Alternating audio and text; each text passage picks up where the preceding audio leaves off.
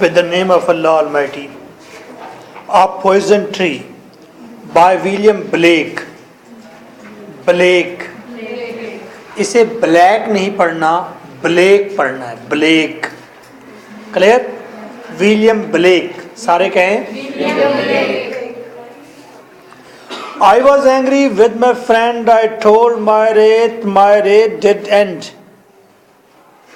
I was angry with my foe, I told it not, my wraith did grew. And I watered it in fears, night and morning with my tears. And I sunned it with smiles and with soft, deceitful wiles. And it grew both day and night, till it bore an apple bright. And my foe beheld it shine, and he knew that it was mine. And into my garden stole when the night had veiled the pole. In the morning glad I see my foe outstretched beneath the tree. इस poem के अंदर poet कहता है, एक सवाल अगर मैं आपसे करूं, आपने मुझे वोट करना है, जवाब देना है। दो दोस्त अगर नाराज हैं, उनको आपस में मनाने के दो तरीके मेरे पास हैं। एक तरीका है उन दो दोस्तों को एक ही टेबल पर बिठाया जाए, उनसे कहा जाए ओके, जो लड़ाई हो चुकी सो हो चुकी, एक दूसरे को माफ़ कर दो, उठो और झप्पी लगाओ और दोबारा दोस्त बन जाओ। क्लियर?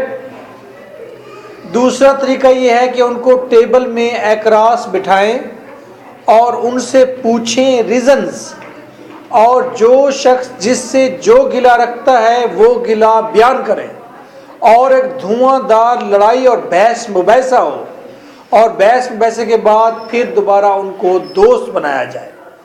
पहला तरीका ठीक है या दूसरा गिरवानो गिरवानी तरीका ठीक है?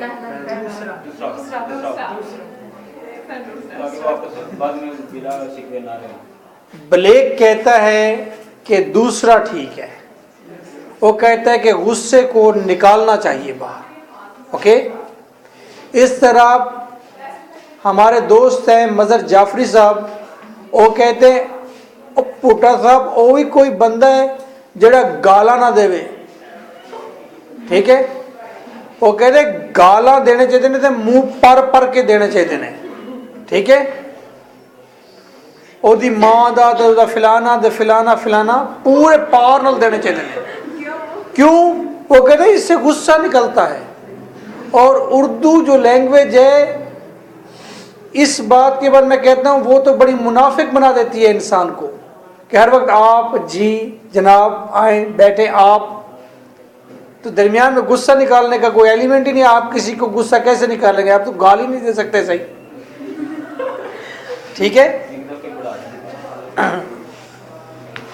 ब्लेक कहता है आई was angry with my friend, मैं अपने दोस्त के साथ नाराज था। आई टोल्ड माई रेथ, मैंने अपनी नाराजगी बता दी, गुस्सा बता दिया। माई रेथ डिड एंड, और मेरा गुस्सा खत्म हो गया। ठीक है, मैं दोस्त से गुस्सा था क्योंकि वो दोस्त था। मैंने दोस्त को जाकर कह दिया कि तुम्हारे अंदर ये फॉल्ट है, तुमसे मुझे ये गिला है और मुझे बड़ा गुस्सा है तुम पर, तो मेरा गुस्सा खत्म हो गया।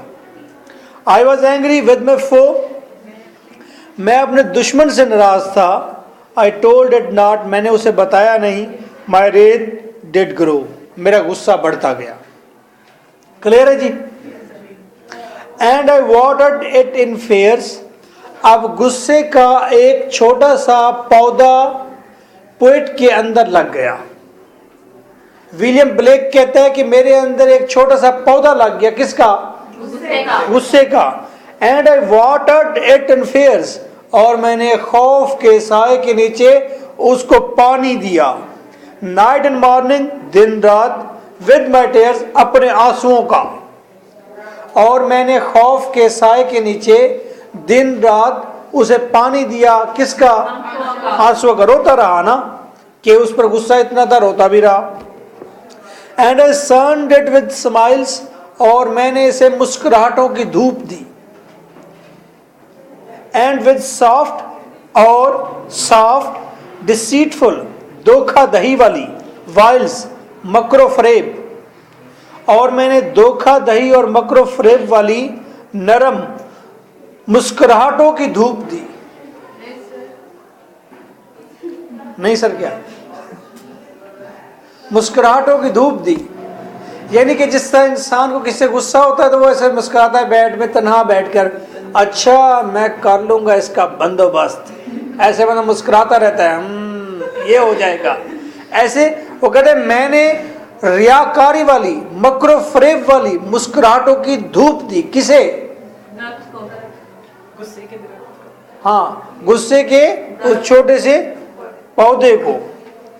And it grew both day and night, अब ये पौधा जवान होता गया दिन रात।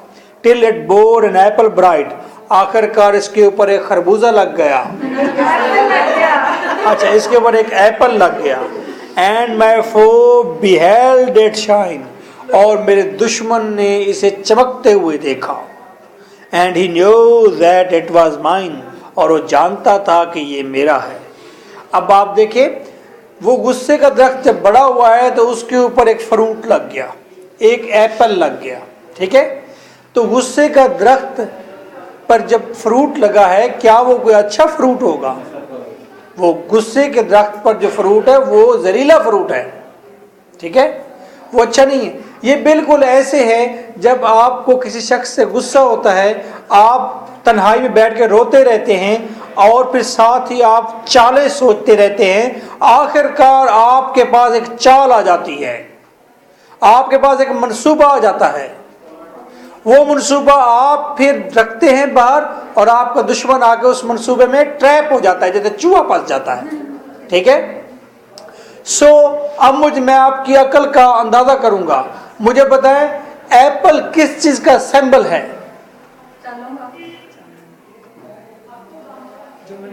उसी ट्रैप का जो उसने उसके लिए सोचा है। शाबाश, ठीक कहा आपने। ये मंसूबे का, चाल का, ट्रैप का सिंबल है। ओके, बाज़ाहिर वो चमक रहा है एप्पल, लेकिन दर हकीकत वो गुस्से के दरख्त पर है क्योंकि उसके अंदर जहर भरा है। And into my garden stole, और वो जानता था ये मेरा है, मेरे बाग के अंदर वो आया छुप कर, स्टोल छुप कर। When the night had veiled the pole, जब रात हर तरफ फैली हुई थी। पोल का, वेल्ड का मतलब होता है नकाब, तान लेना, और पोल का मतलब है शुमाल से जनूब, मशरिक से मगरिब।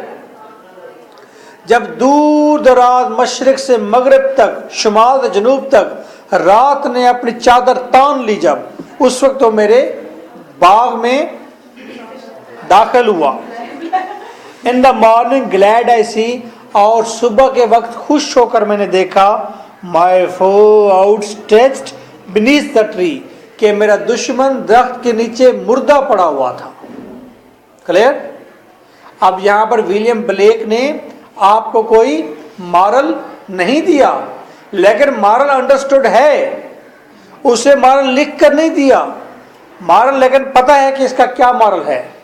ओके, क्या मॉरल है इसका? शाबाश, गुस्सा निकाल देना चाहिए, दिल में नहीं रखना चाहिए गुस्सा, ये उसने मॉरल दिया है। विलियम ब्लेक स्पिरिचुअल पोइट है। विलियम ब्लेक को सूफी पोइट कहते हैं। विलियम ब्लेक ने 30 इयर्स, फर्स्ट 30 इयर्स में जो पोएम्स लिखी हैं, उसने लिखी हैं सॉन्ग्स ऑफ इनोसेंस। कहता है, lamb lamb little lamb who made thee, ऐ छोटे से लैम्ब, भेड़ के बच्चे बता मेमने तुझे किसने बनाया। फिर कहता है, तुझे क्राइस्ट ने बनाया जिसने मुझे बनाया। मैं भी इनोसेंट हूं, तू भी इनोसेंट है, क्राइस्ट भी इनोसेंट है। ऐसी पोएम्स लिखता है छोटे छोटे। Little girl lost, little girl found, इस तरह की, हॉली थर्सडे इसकी पोएम्स के नाम है। तो चिमनी स्वीपर ये बड़ी पोइम्स इसकी ज़बरदस्त थी। और इसने 7 साल की उम्र में इसने परियों को देखा था, एंजल्स को देखा था, दरख्त पर बैठी हुई थी। और फिर इसने 12 साल की उम्र में हजरत ईसा अलैहिस्सलाम को देखा था अपनी आंखों से, वो सहाबा के साथ जा रहे थे चर्च के अंदर। ये ब्लेक, मिस्टर ब्लेक की बात कर रहा हूं। इसी तरह इसने और भी रूहानी शख्सियत को अपनी आंखों से देखा है। तो गॉड, क्राइस्ट, लैम, इनोसेंस के हक में इसने बहुत कुछ लिखा। और बाद में जब ये 30 इयर्स के बाद फिर एक शख्स से मुलाकात हो गई, बस फिर मूड बदल गए। और फिर उसके बाद इसने गॉड के खिलाफ लिखा और इंतहाई खिलाफ लिखा। और ऐसी ऐसी बातें लिखता है कि बस इंसान बेबस हो जाता है, मचल कर रह जाता है।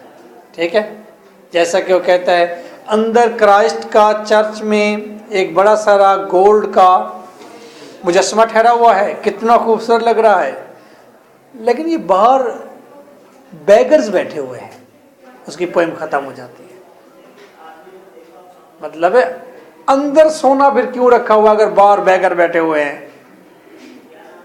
क्राइस्ट का मुजस्समा बैगर जैसा होना चाहिए था, बाहर लोग ज्यादा खूबसूरत कपड़ों के साथ होते हैं, क्योंकि ही सेवियर, बचाने वाला है।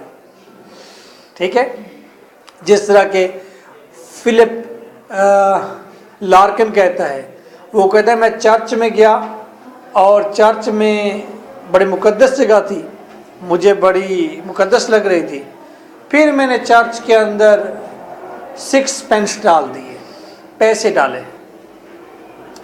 चर्च जो सबको पालने वाला है उसको उल्टा पैसों की जरूरत है, मैंने वहां पर चंदा दिया है।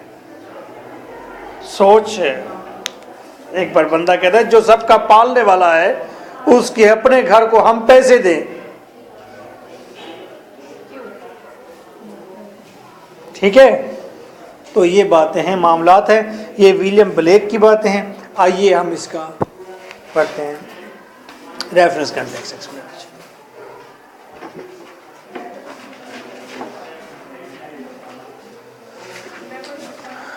भाई आज तो बुक नहीं है यहाँ पर,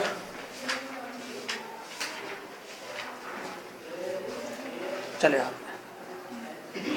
tiger tiger burning bright in the forest of the night, what immortal hand and I made your fearful symmetry. नहीं, इसकी थोड़ी और भी है poem.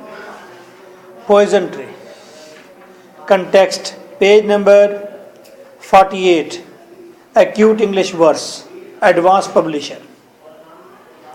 Context. In this poem, the poet makes an impressive story of the poisonous feelings